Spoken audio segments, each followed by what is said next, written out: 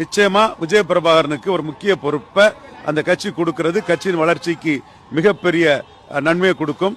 Captain Vijayakanth அவர்களின் மறுபதிப்பாக தான் விஜய பிரபாகரனை பார்ப்பார்கள். இளைஞர், அவருக்கு காலம் தாழ்த்தாமல் நல்ல பதவியை வழங்கி அந்த கட்சியில் கேப்டன் காலத்தில் அந்த கட்சி எப்படி வைப்ரண்டா இருந்தோ அந்த மாதிரி வைப்ரண்டா வைக்கிறதுக்கு விஜய பிரபாகரன் அந்த கட்சிக்கு முழுக்க முழுக்க தேவை என்பதுதான் என் போன்ற பார்வையாளர்களின் கருத்து.